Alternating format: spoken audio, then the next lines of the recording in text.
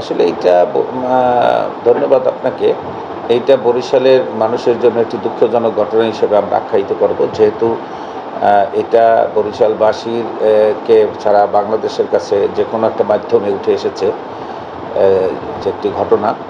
এই ঘটনাটা ১ম এ আমাদের দৃষ্টিগোচর হয়েছে যখন আমাদের দলের নাম ব্যবহার করা হয়েছে। কোনো পত্রিকায় লিখেছেন যে এটা বিএনপি বা যুব দলের সাথে সম্পৃক্ত। আসলে আমরা সেটা সংবাদ সম্মেলনের মাধ্যমে এটা পরিষ্কার করেছি যে তিনি যুবদল বা বিএনপির কোনো কেউ নন। পাশাপাশি তার সাথে তার লেনদেন থাকতেই পারে, সেটা আমরা জানি না বা আমাদের সেটা জানার জন্য কেউ আমাদের কাছে আসেওনি যে আমরা তার তার কাছে টাকা পাই বা কিছু। তো এই ক্ষেত্রে পরবর্তীতে আমরা ফেসবুক এবং গণমাধ্যমে দেখেছি যে বরিশালের অনেক আ লোকই তার পক্ষে আবার অবস্থান নিয়েছে যে তিনি ওনার কাছে টাকা পান।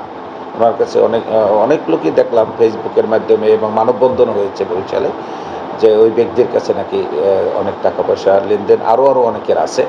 তো যাই হোক সেটা তো এবং গোয়েন্দা সংস্থা, আইন প্রয়োগকারী সংস্থা সবাই এটাকে নিয়ে কাজ করতেছে এই মুহূর্তে। এইখানে এটার তো প্রতিবাদ আমরা তখনই করেছি যে মানুষ টাকা পেতেই পারে বা ব্যবসা করতেই পারে।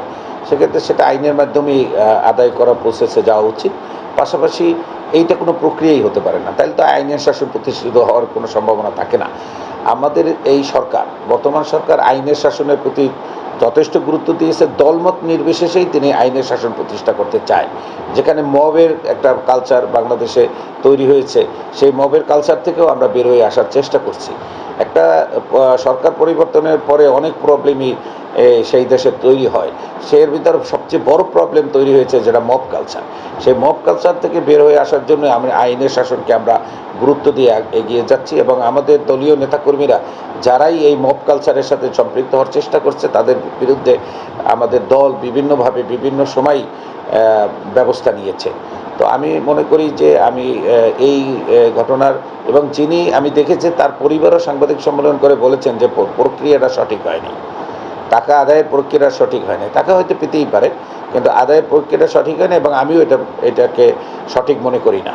আমি চাচ্ছি যে এটার যৌক্তিক তদন্ত হোক, যৌক্তিকভাবেই যদি টাকা তিনি পেয়েই থাকেন তাহলেও সেটা আলোচনার মাধ্যমে বা আইনের শাসনে আইনি প্রক্রিয়ায় সে টাকা উদ্ধার হোক। আর যদি টাকা না পেয়ে থাকে তাহলেও সেটার জন্য যতটুকু সাজা দরকার বা যতটুকু তার বিরুদ্ধে অ্যাকশন নেওয়া দরকার সেটা সরকার এবং আইনশৃঙ্খলা প্রয়োগকারী সংস্থা নেবেন, এটা আমি আশা করি।